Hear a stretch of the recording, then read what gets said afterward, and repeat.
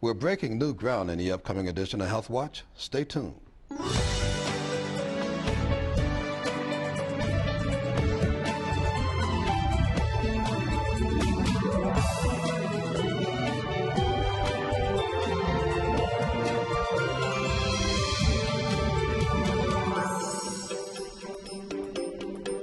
Hello, I'm Terrance Afer-Anderson, and this is Health Watch. Recognize that sound? Well, I tell you, it's music to my ears. We're about to bring you a very special edition of Health Watch. We will not only have 4 panelists, but we've also brought in a live studio audience to participate in this very important discussion. Last November, we had a couple of guests on the show who frankly helped me see the light by reintroducing me to a public health issue with which I already had more than a passing acquaintance. The topic was family caregiving, and I've seen my sister Kathleen Anderson serve for many years as my father's chief caregiver before he passed in 1999. She now does the same for my mother. I've always appreciated, of course, the gravity of the important work she was doing, and my siblings and nieces and nephews and I have never hesitated to step in to give her a break. But my 2 guests last November introduced me to a whole new perspective on family caregiving, the full breadth of the extraordinary services caregivers provide, the remarkable toll they can take, and the broad range of people who step up to assume that critical, often life-extending role. So I realized that though it had been just very recently that we broached this subject, we needed to provide you, our viewers, with a more complete portrait of those unsung heroes, otherwise known as family caregivers, the invaluable services they provide. So, let me introduce to you our guest panelists today. A geriatric nurse practitioner, Carol Fauci, is a member of the National Family Caregivers Association, and she is one of the 2 guests featured in the November edition of the show. She has also personally served as a family caregiver for both her mother and her father. Please join our studio audience in welcoming Carol back to the show. Also making a return engagement is someone whom I've come to count amongst my friends and who also happens to be a Health Watch veteran, John Skirvin, Chief Executive Officer, Senior Services of Southeastern Virginia. John also has personal experience as a family caregiver. Please welcome John back to the show. I also have the pleasure today of welcoming Dr. Marisa Galicia Castillo. Dr. Castillo is the Sue Faulkner Scribner Professor of Geriatrics at the Eastern Virginia Medical School, Glennon Center for Geriatrics and Gerontology.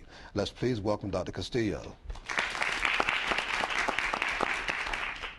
I am very honored to also welcome Christine Fowler, a gerontological nurse practitioner and a member of the faculty at the Old Dominion University School of Nursing.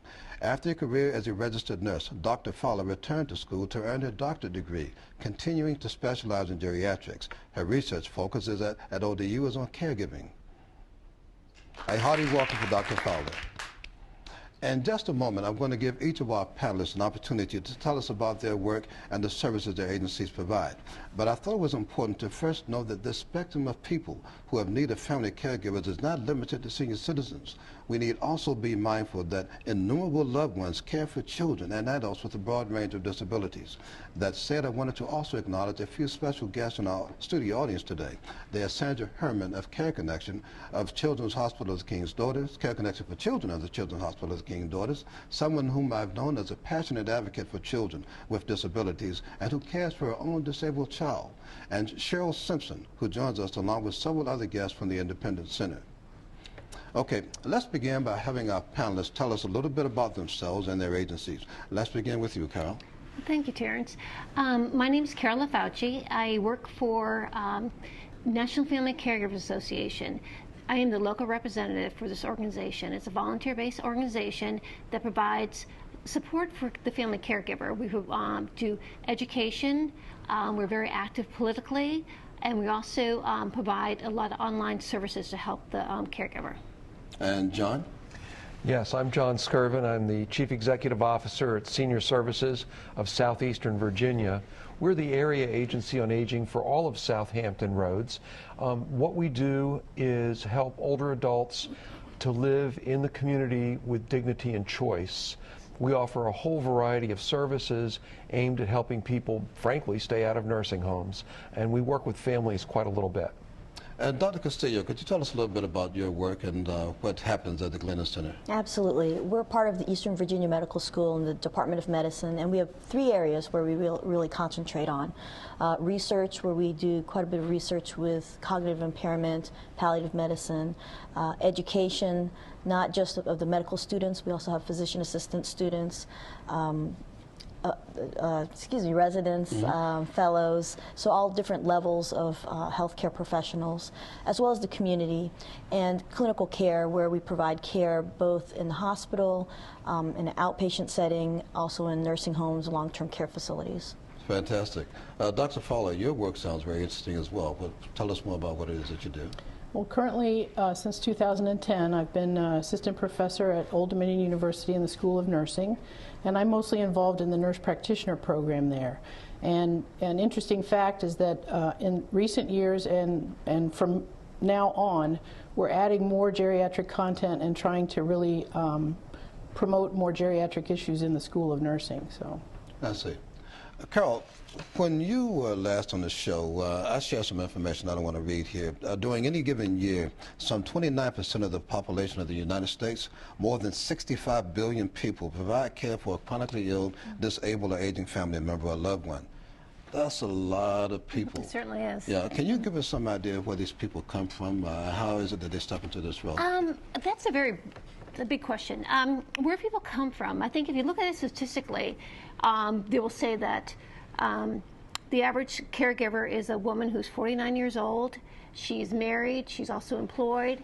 66% of all caregivers are female, and they also have a statistic saying that over 37% of caregivers have either a young child or a grandchild living with them.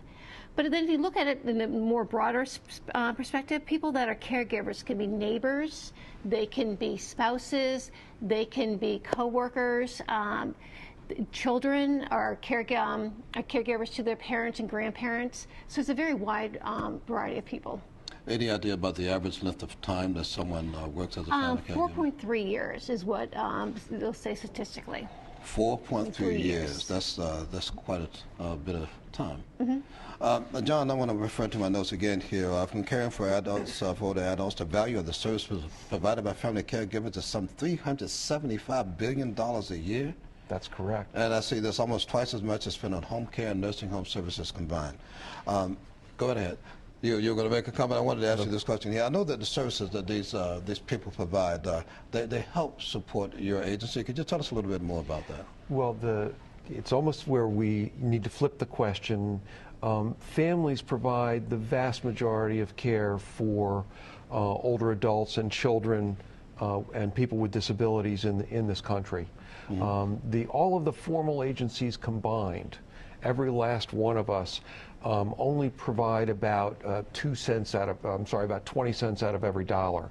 So really, it's a question of how do the formal agencies support families and help them to continue to care for their loved ones. What we know is that from all of the research, the better 93 or 4% of people want to stay in their own homes as long as possible. In fact, only about 3.8% of all seniors are in nursing homes in the United States. So it's very much a matter of how families can be supported, what our agencies can do to help them, and then where a person doesn't have a family member, where they live alone, how we can connect that person with other community supports. Now, 78% of the adults in need of long-term family care, they live in our communities. Right. Okay. Now, do all of these people live in private homes? You touched upon that, but just to elaborate just a little more. Yeah.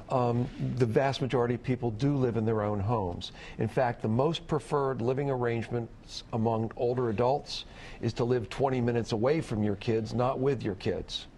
And I can tell you my kids will not want me to live with them.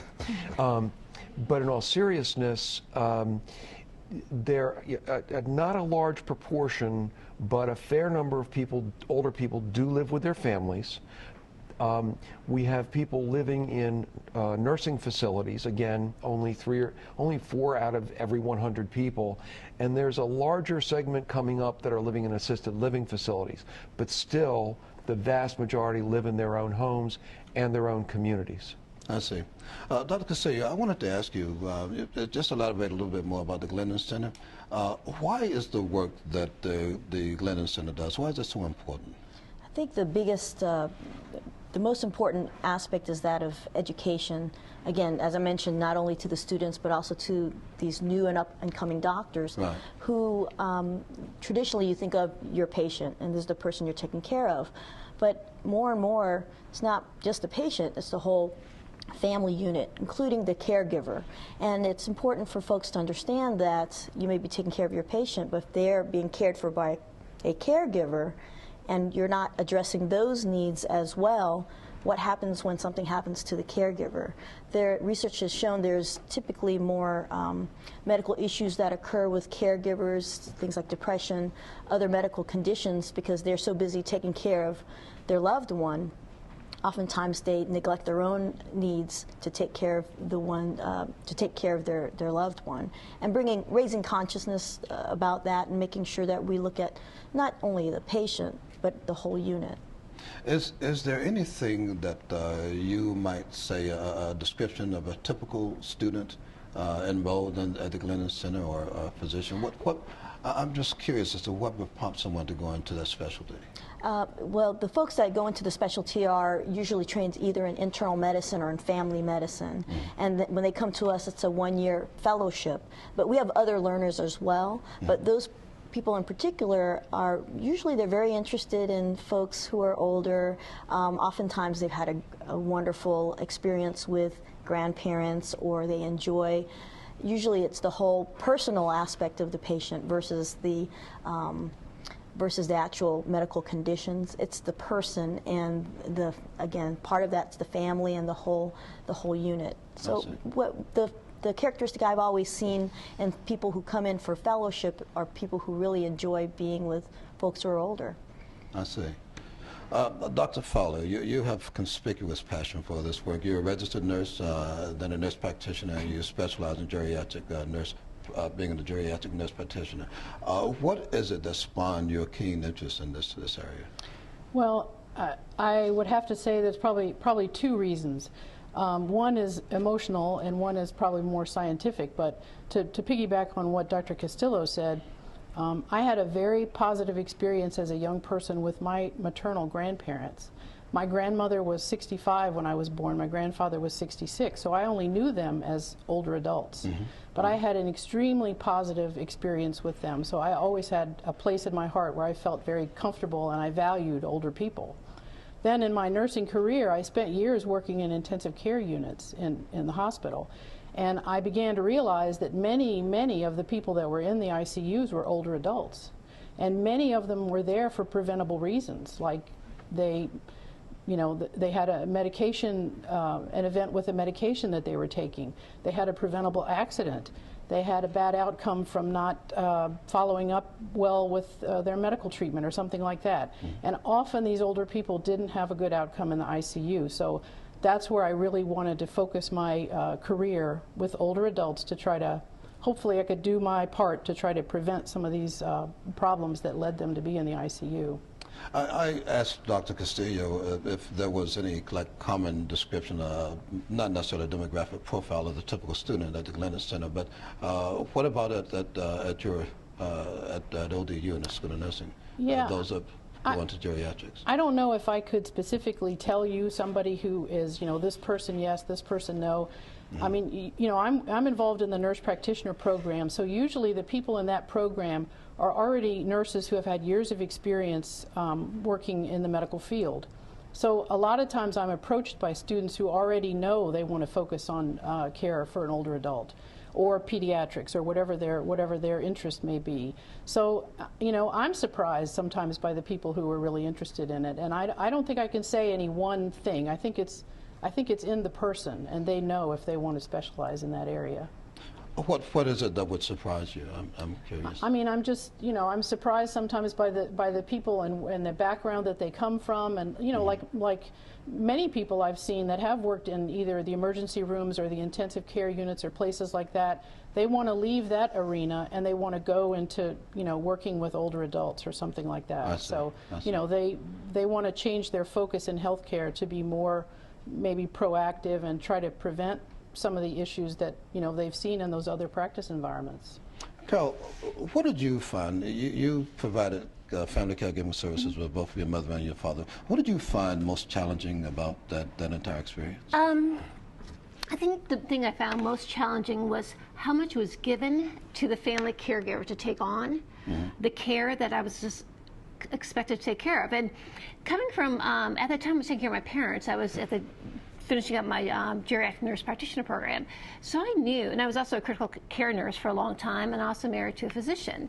So I felt I had a tremendous amount of knowledge between the two of us, but still so much was given to us. And there was, and I spoke about this in the November show. So many times my husband and I would look at each other and say, how do other family members do this? There'd be times I'd be flushing his PICC line, I was changing dresses, I was doing things in the middle of the night because I knew how to do it from my experiences. But we would look at each other and say, how do other people do this? And I think that was most challenging, was just absorbing everything that was be taken in stride. When I thought someone else was going to be doing, like, oh no, you're doing it. I'm like, well, okay, I'm glad, I know what I'm doing. Right. How did you cope with that stress? Not very well. That's how I became involved in the National Family Caregiver Association. I never heard of it. I never knew any other caregivers. To me, I was in it by myself. My husband helped out. I had siblings that lived across the country.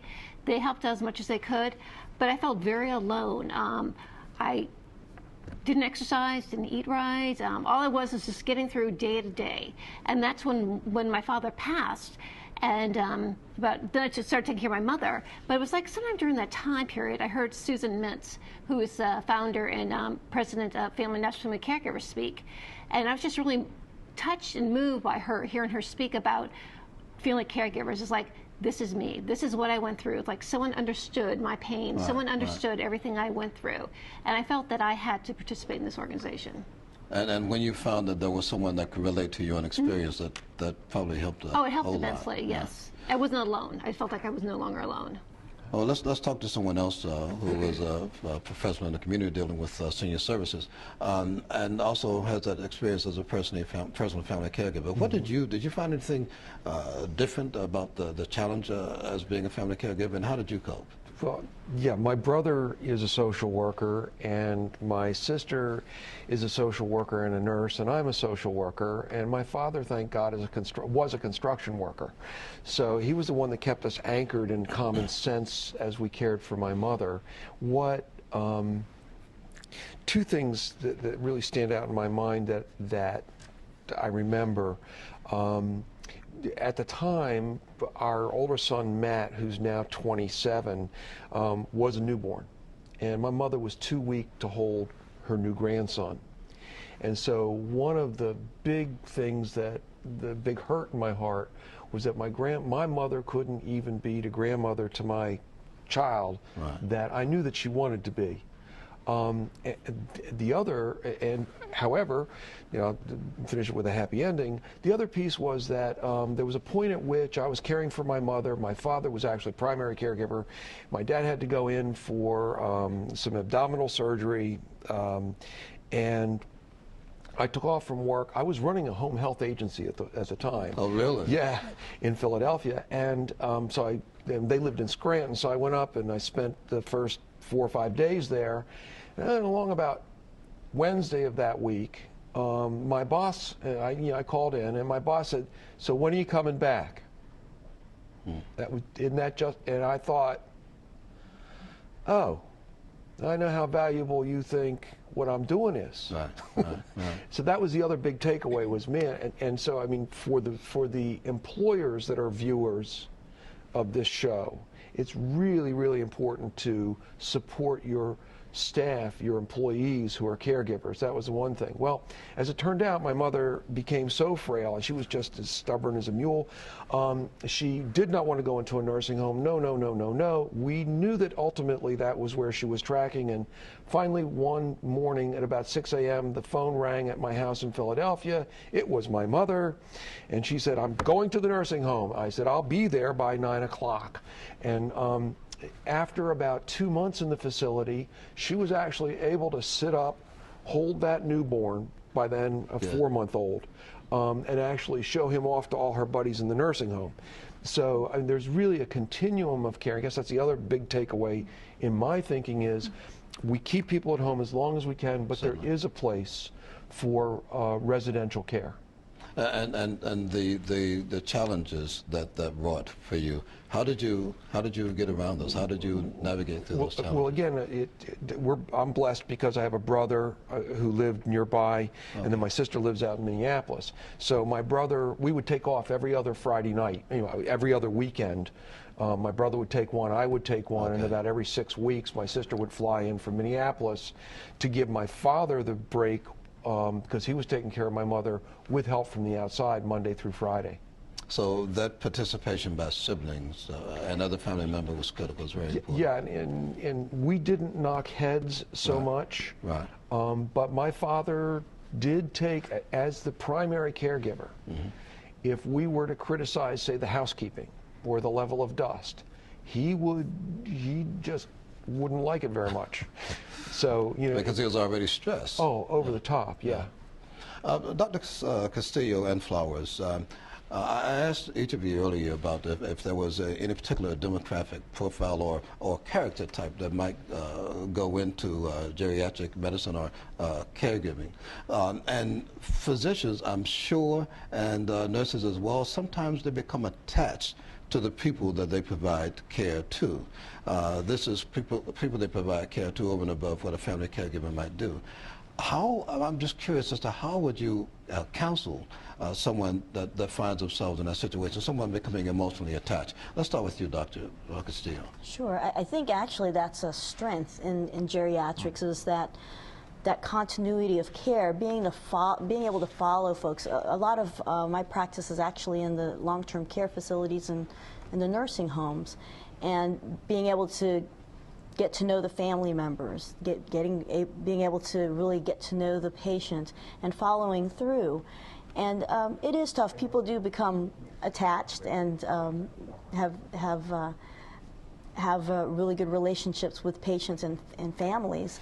And it's all about being able to provide the care that the patient would want. Certainly. And always shifting your focus to the patient and away from yourself, because really as a physician, I'm sure as a nurse as well, your goal is to make sure you provide the best care for that patient in the way and manner which the patient would want. I'd like to give you the opportunity to respond to that question as well, Dr. Yeah, I can definitely agree with what Marissa's saying.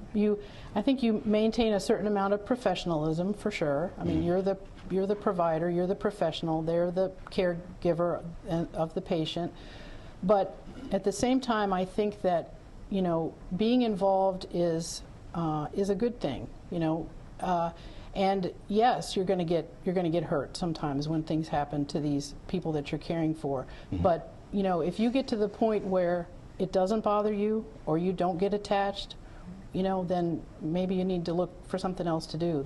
That's part of the deal. You are involved. That's part, and actually that's probably a positive thing even for the professional, to be able to feel that. So, could you tell us how your students might interact with the family caregiver, and what would you have them do if they should notice that a family caregiver is beginning to show signs of fraying at the edge? Well, I think that as far as the students' involvement with the caregivers, I mean that's vital. I mean we understand who the patient is, but we can't begin to provide care for that patient unless we are involved with the caregiver too. It's just not possible. So the students know that, and they know that they have to get involved with the whole group. They have to get involved with the patient and the caregiver in order to provide the best care for the patient. And as far as what to do if I see a caregiver that's getting frayed, I mean it depends on the situation, but hopefully you know, we've been able to get involved early, and we know the resources that are in the community that the caregiver can, you know, partake in. And we have to really stress how important it is for the caregiver that they do take care of themselves. Often I tell them, you know, you're really not going to be able to help your mom or your dad if you're not, you know, taking care of yourself. So, you know, even though their motivation is to provide the best care they can for their loved one, I have to, you know, try to emphasize to them that in order to do that, they have to take the best care they can of themselves. Would that be a similar experience? I guess it probably would be for a physician, the way they interact with a family caregiver.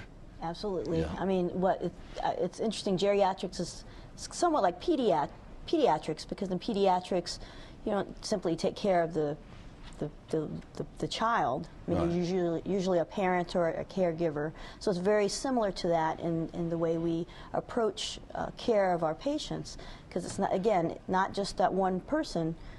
It's all of the person, the family, and maybe not just a caregiver, but the other family members, friends, and taking care of them as a unit. And the other part of that too, you were asking about students and residents and fellows, that what we try to do and what we try to teach them as well is that there are other resources that are out there, and teaching folks to utilize those resources. A lot of times they're not aware of it. And it's hard to do it alone. I think Carol mentioned that. You feel isolated, and getting people to realize you're not alone. There are other things that are out there that can help you. Well, I'm glad you mentioned children, because we have some folks in the audience that can respond to that, particularly children with disabilities. But John, you wanted to add something? We'll go to a break. Yeah, I just with the changes in the healthcare system because of the Affordable Care Act, there's a lot of attention being paid to what's called transition care, and to help people who have had acute illness not return to the hospital. And a lot of as I'm thinking about physicians and nurses, they're very pressed today to have a high patient load, to spend very little time with the patient so they can make their numbers for the healthcare systems. It's just an economic reality. So and the physicians and the nurses largely don't know what the community resources are, which is why the kind of relationship that is developed between community-based agencies like the area agency, physicians' offices. The Glennon Center does a tremendous job of reaching out into the community, but I think that really is another key to having a community that really is able to care for its elders, is where you've got the relationships between the medical community and the human service community, and that's part of what we're trying to establish through senior services. Mm-hmm. Well, we have covered quite a bit so far. We have a lot more to cover, so we're going to take a break here. We're going to take a little bit of a break right now, and when we return, we're going to direct a question and answer segment to our invited studio audience. We're going to take some questions, as well as see if they have any thing they would like to add. I see a lot of folks have been fidgeting over there. The discussion is likely to become even more engaging and compelling. Please stay tuned. We'll see you on the other side of the break.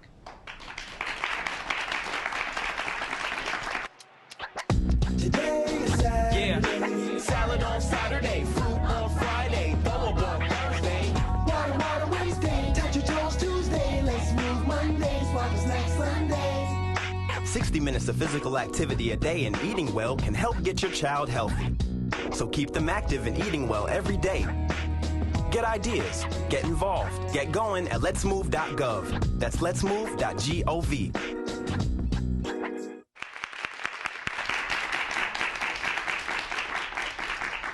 Welcome back to this very special edition of Health Watch. Again, the topic is family caregiving. We're going to get right back into our discussion by asking members of our audience about their own experiences as a family caregiver. Let's continue. All right. I'm wondering if there's anyone in the audience here who would like to share their own experience, the most memorable experience as a family caregiver. Not everybody jump up at the same time. Let's go right ahead. And when you come up, please identify yourself, please. Hi, my name is Diana Swenson, and I am Colin and Chloe's mom. And 8 years ago, when Colin was born, they gave him about 3 months to live. I had an emergency C-section, and he had 11 minutes without oxygen. And when they told me he had 3 months to live, they said, or he could come home and be severely disabled. And so I prayed that he would be severely disabled and that he would live. And I was able to bring him home, and the first 6 months didn't see a smile, didn't see much of any emotions. And one day he just began laughing. Well, Colin never had his swallow, so when he would laugh, he would choke. And it was bittersweet because he was so happy all the time, and yet he would choke when he was laughing. And so I would cry, and then I'd look at him laugh, and then I'd laugh, and then I'd cry. And eventually we went and got a tracheostomy done for him. And it's been one of the best things we've ever had done. And one of the nurse practitioners up at CHKD, Jane Nosenchuk, told me this is not a death sentence. No longer will he, have these issues that he can't sit up in his chair. And he can laugh, and he can enjoy life. And you can take him to Busch Gardens. You can take him to the mall. You can leave your house sometime. And we had left our house because we were told to take him to St. Mary's, which I know is a great place, but I wanted to take care of my child at home.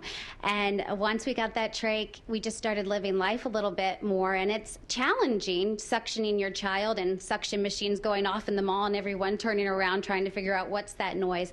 But the gift of laughter is what I most think about when I think about my son Colin, the gift of laughter, that now he can laugh and breathe and deal with his secretions at the same time. And I'm so grateful we took him home, and I feel like I'm 8 years old. I always say I was born the day he was. I was born over again. Very nice. Don't go anywhere. I wanted to get someone else to share one of their own experiences. Sure. But in as much as you broached the kind of challenges, and it had to be pretty traumatic and stressful. Yes. Other than his getting the trach, how did you deal with that emotionally? What did you come up with any coping mechanisms? Well, emotionally, as a mother, you want to feed your child. And I've never been able to feed my child by mouth because he never had his swallow. If I was to feed him, he would reflux it, aspirate it, and get pneumonia. And over the years, I've just found different ways of dealing with not being able to have mealtime with my family. I also have a 3-year-old now, Chloe, who is typically developing, and Colin is a child with disability. So to bring the family together, we usually listen to music at night. And so he is able to laugh and enjoy music. He's able to control. He has a device that he can control the music, and he can pick the music. Fantastic. And so we listen to music. He laughs. Chloe eats. I eat. Occasionally I cook. Occasionally my husband cooks. Thank God he cooks because I don't cook that well. But I thought you were going to say, thank God it cooks because of all the challenges that you already have. Well, but you're saying that you're not a great cook? No, I just don't like to cook. Okay, all right. Okay. But I definitely think music has brought our family together in more ways than I could ever even explain. Well, fantastic. We want to thank you for sharing that with us. Is there anyone else in the audience? Come on right up and tell us about your own experience. Something very memorable. Something very memorable. Well, and identify yourself, please. Oh, Your name sorry. is? I'm Tanya Johnson. Okay. And for the last 23 years, I've been in the healthcare field. Can you come a little closer to the mic? Yes. All right. And I've been in the healthcare field for 23 years. And so I've been from the nursing home to working out in the field, doing home health, and soon, eventually, hopefully, I have my own agency. But my most memorable experience is going into the homes and being welcomed by the family. And you get in there, everybody have different personalities, and you just have to wear these different hats and all. So you're there for the family, you're there for the patient. And I had went into this home, and the family was so welcoming, but the patient was not. So I had this big old challenge to get him to accept, the care that I had to give for him, to help him out. He was very resistant, and I had to speak with the family. We had to come up with a different plan dealing with him. During the end, when I decided, I couldn't deal with him anymore, so I decided that I would take on another client. They called me and said that he's hollering and screaming for me. So I went back, something I did that touched him. So he had a different attitude towards me and I to him, and it was very loving. He didn't want to let me go at all, until he passed on, rest his soul. But, that was just one thing that I had was a big challenge for me. Anything else after that I could take with stride. It was no problem. Well, that's very interesting. And you did do the home health thing, the business. I didn't catch that. For my home health yeah, business? Yeah. What did you establish? Did you in fact? No, it's in the making right at the moment. Okay. Yes. Okay. Well, Tanya, thank you so very much for sharing. Okay. Thank you. All right. I think we actually have time for one more memorable experience. Certainly, there's a bunch of memories out there. If, anyone with a, go right ahead, ma'am. And this, I know from our previous discussion, is Mary Levy. Yes, thank you. I'm a refugee from Philadelphia, Pennsylvania. My husband and I relocated down here in Moyoc because I couldn't afford the Chesapeake homes that we looked at. But I have, my husband and I moved down here to be closer to our children and grandchildren. And on December 8th, 2010, I had a horrible automobile accident. I rolled my car. I fell asleep at the wheel. I was very tired, and I had this accident. And I woke up in the ambulance, and Norfolk Trauma Center took care of me. It turned out that another half inch I could have been Christopher Reeve. I had 2 fractured vertebrae in my neck. My husband of 44 years, who did the cooking, because I too don't like to cook. My husband has been retired for a number of years, and he did all the cooking. So he took care of me. I was in a halo for 4.5 months. In February of 2011, we went to CarMax to look at cars to replace the car that I had totaled, rolled in the field, and it turned out that my husband had a congestive heart failure episode and went to Bayside Hospital. Came out of that okay. In June, he ended up having a pacemaker put in, and that helped him with his heart. The Levys were known for their bad hearts and bad backs. And so in June, we had like I said, had the pacemaker put in. And then in the last Sunday in July, in June rather, we had to go back to the hospital to have his breathing checked because he wasn't breathing. So the day that I had my halo taken off, which was in April, I in turn started taking care of him. He took care of me before, and I took care of him. So you've benefited from these services as well as the family caregiver. The 44 years of marriage was actually enriched by the catastrophe of his congestive heart failure. So there is a plus side as well as the minuses. Well, Mary, I want to thank you again so very much for sharing that personal perspective there. I'd like to, I want to make sure that we get to some questions from the audience, and there are a couple of people that also wanted to share some information about an event that was coming up. And so let's start with you, Sandy. And this is, well, you can introduce yourself when you get up to the microphone and tell us about the event, and I'm sure you have a question or something you'd like to contribute. Hi, I'm Sandy Herman, and I guess I wear a couple of hats. One would be I'm the parent of a child with pretty significant medical and physical challenges. She actually has as Diana mentioned, she has a trach, she's on a ventilator, she has a feeding tube, she's very medically and physically challenged along with being nonverbal. So it's been an eye-opening experience caring for a child with such significant disabilities. And I also work for Care Connection for Children at CHKD. And what we actually do at Care Connection for Children is we help families with children with health care needs link up to community resources, whether it be things like Medicaid waivers, whether it be educational resources. It could be helping them understand how to connect up to the medical care that they need at the hospital, or the durable medical equipment, the type of services and supports that's going to help them care for their child. And so that's been very rewarding, having walked through it with personal experience and then kind of jumping into it as a healthcare worker also has been very interesting. But one thing that comes to mind that was mentioned by you all, and this is where I see a little bit of a difference, would be when you're caring for somebody elderly. I think you identified that the average kind of caretaking age was maybe around 4 years or something. When you have a child with a disability, typically that child comes home maybe from the neonatal unit or from the ICU unit, and it's a much longer period of time. Much longer. Like I said, my daughter is almost 16, and so we've been doing this almost 16 years now, and the challenges that families run into would be when you have a little tiny baby, it's easy to carry a little tiny baby around. But I remember challenges of the first time somebody said to me, "We need to get a wheelchair," and I started crying and said, "She's a baby. What do you mean I need a wheelchair?"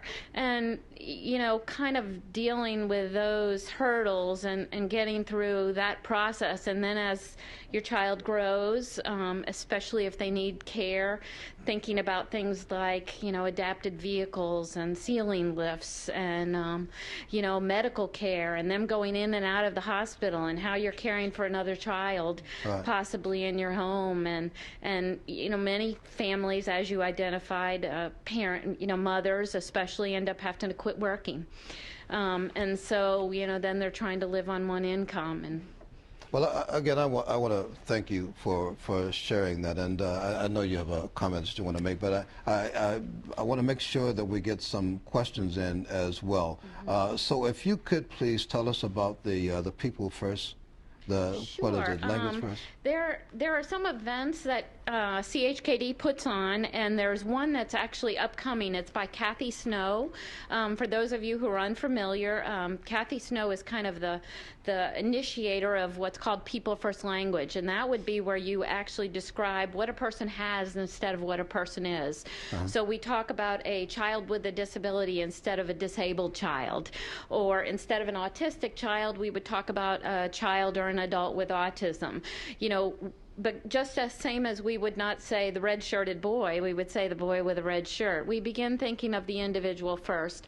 And there are 2 events that are coming up at CHKD, and I wrote them down so I could say them. But disability is natural. It's time to dream big dreams for all.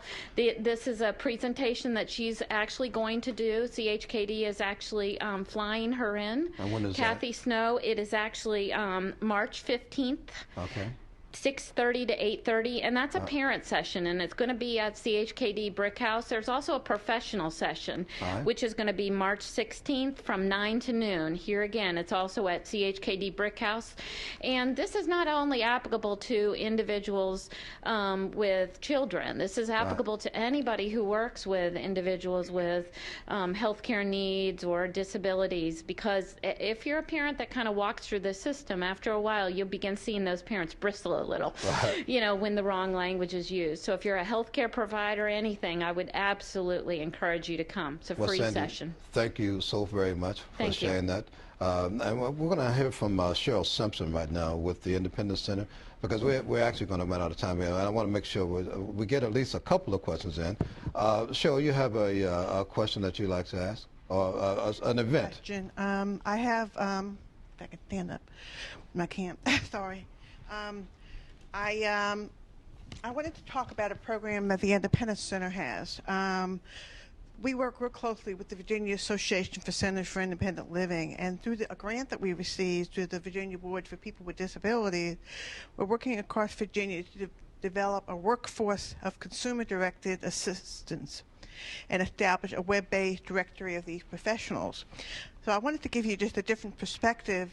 Not all home health care is done by families. In many cases, it's done with other professionals. And I wanted to give you some information how you could find out about how people can get on these registries and how the registry would be useful to you. The Consumer-Directed Assistance help an individual with a disability with supports needed to live in the community. They provide support to individuals with disabilities of all ages in their homes and in the community. The Independence Center is going to be sponsoring 2 free workshops for people who want to learn more about becoming a consumer-directed assistant. We're going to have one workshop on Monday, May 7th from 11 to 2 at the Independence Center, and we're located at 6300 East Virginia Beach Boulevard in Norfolk. And there'll be another workshop held at the Ruth Camp Campbell Memorial Library in Franklin on Thursday, May 10th from 9 to 12, and that's in conjunction with the Virginia Employment Commission Job Club. And what number I have can other people information which I can make available, All right. But if you need more information, call Elizabeth Dueller at 351-1573. Thank you. Would you repeat that name and number again, please? Elizabeth? Her name is Lisbeth. It's Lisbet, Okay. Dueller, at 351-1573. Beautiful. Thank you very much. Thank you. We are rapidly running out of time here, so I do want to get a question or two, and I'm sure that is there anyone out there that has a question they want to direct to the audience, to the panelists? And please identify yourself. My name is Brenda Cobb, and I have one question. Dr. Castillo, you mentioned palliative care. Could you elaborate a little bit about palliative care as it relates to caring for individuals at the end of their lives? Sure. So palliative care actually is has been recognized now as a subspecialty by the American Board of Medical Specialties, and essentially it is another layer of support for patients and families that looks more at comfort, quality of life of folks as they progress through a disease. It's a little bit different from hospice. I think people are familiar with hospice, where hospice is care which is 6 months before death. Palliative medicine is a little bit more inclusive. So, but the whole focus really is on quality of life, symptom management, ensuring people are, ensuring that we are respecting their wishes, their choices, especially at end of life, where there are lots of, in medicine there's so many different things that we can certainly do to patients. The question mostly becomes, what can we do for them? Absolutely. Sometimes that gets lost in the shuffle and the just the whole, when there's an emergency, you don't think that way. So one of the things we like to do is talk about these types of issues much earlier in the disease course, so it's not the time when it's an emergency. It's hard to think in that type of setting.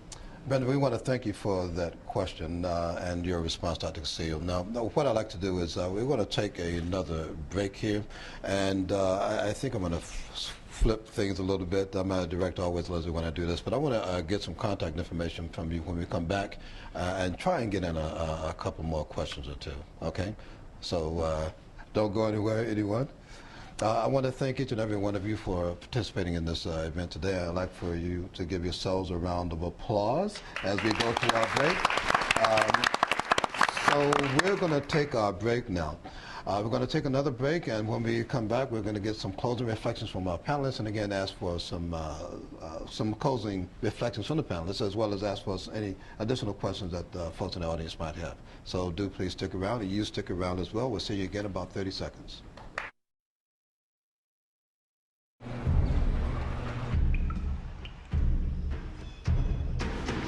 The pain will not control us. It will never break us, define us, or keep us still. Because arthritis can't beat us if we beat it first. In the fight against arthritis, you need a weapon. What's yours? Visit the Arthritis Foundation at fightarthritispain.org.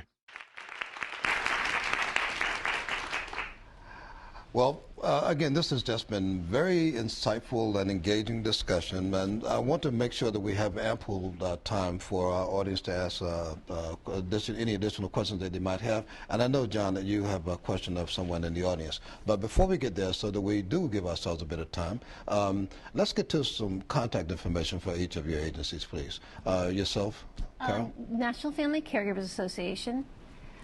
It's located 10400 Connecticut Avenue, Suite 500, Kensington, Maryland, 20895. Toll-free number to call. There's people on staff during the working hours to help with any questions that anybody may have. You can call them 1-800-896-3650, or the local phone number, which is 301-942-6430. You can also fax any questions to them at 301-942-2302. And that local number is actually a local number for Kensington, Maryland. Yeah. Okay. John, let's get some contact information, please. On Senior Services of Southeastern Virginia. The telephone is 461-9481. Our website is www.ssseva.org.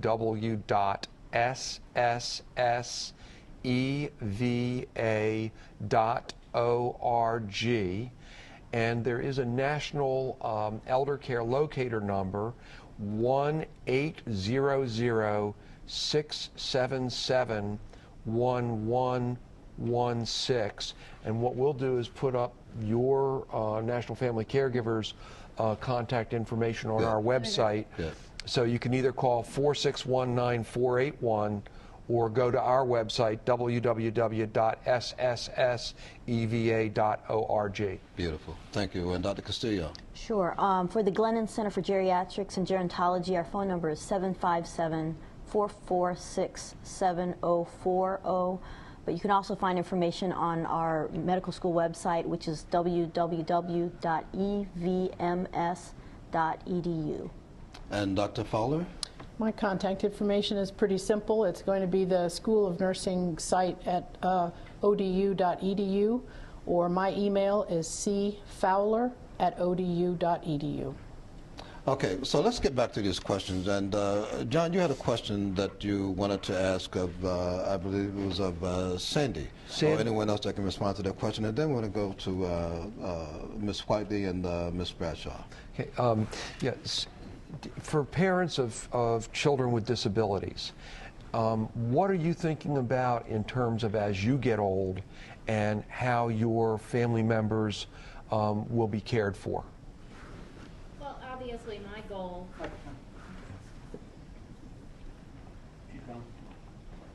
Obviously, my goal would be to keep my daughter in the home as long as possible. My goal would be forever.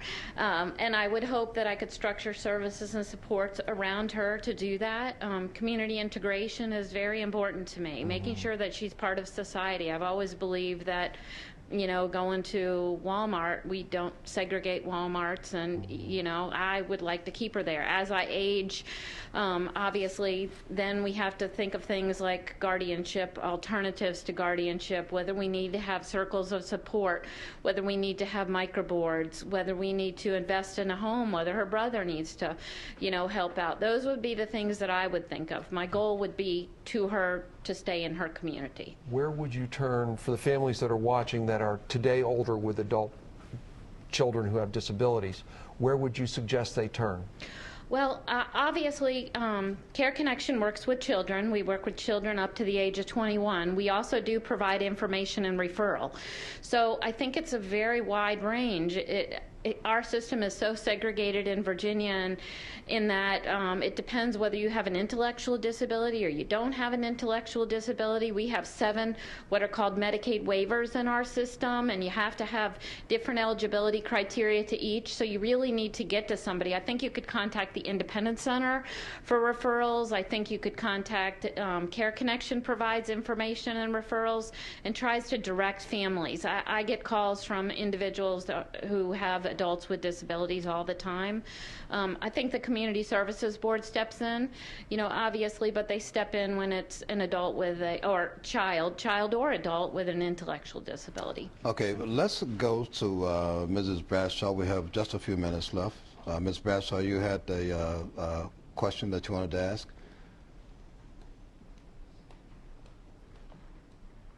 I'm Eleanor Bradshaw, and my question is for everyone here. Do you have a Do Not Resuscitate form that you have signed and have registered? Do you have your medical information on your refrigerator? Do you have a power of attorney or a medical directive? All of these things are things that you need to do. It doesn't make any difference what age you are or whether you're a caregiver. One of these days you may be a caregiver. I cared for my husband for 21 years. I didn't realize I was a caregiver for most of that time, but I was, because he had many, many medical problems. Fortunately, he was able to stay in the home, and we, because of my association in the community, I've been involved in the delivery of health care in the community for over 40 years, I was able to access what we needed. But many people do not know that.